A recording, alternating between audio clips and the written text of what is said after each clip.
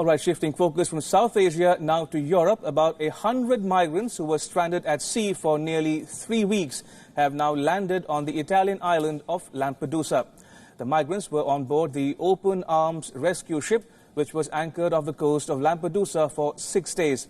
They were removed from the boat after an Italian prosecutor ordered a temporary seizure of the ship as well as its evacuation.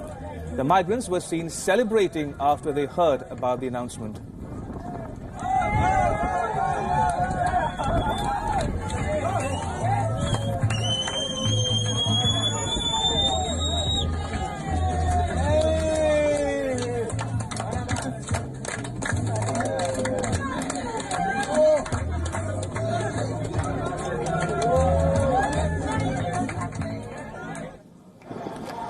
The ship, which is run by a Spanish charity, had rescued the migrants heading for Europe off the Libyan coast. But Italy refused to let it dock. Italy claimed that it had already borne too much responsibility for handling African migration to Europe, and it was time for other European nations to take in migrants. Italian Interior Minister Matteo Salvini said that migrant ships had become taxis for smugglers. The Spanish charity asked for urgent help, saying that the situation on board was desperate and some of the migrants were turning suicidal. Italy accused the charity of exaggerating the condition of the migrants. Salvini claimed that out of the 8 migrants that were taken ashore on Monday, only 2 had health issues.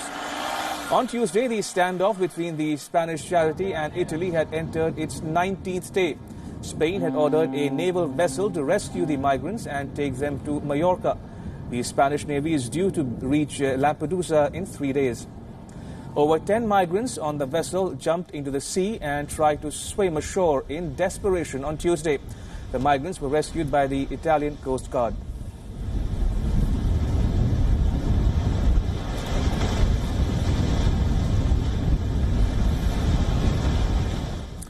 And WION World is One's very own Mandy Clark now joins me live from London. Good evening, Mandy. Now, this has been made possible to a large extent because of a court order, because otherwise left to itself, Italy would not have allowed these migrants in. So what kind of precedent might this set for Italy and other European unions who are fighting shy of taking in these African migrants? Well, it could be very precedent-setting. You're absolutely right. But Italy has made it absolutely clear that they are unwilling. They have refugee fatigue, really. They have taken on more than their share. There's lots of other countries in the European Union that haven't taken on their share, and they feel fed up. Now, the conditions on the ship were said to be dangerous. They were forced to let them in.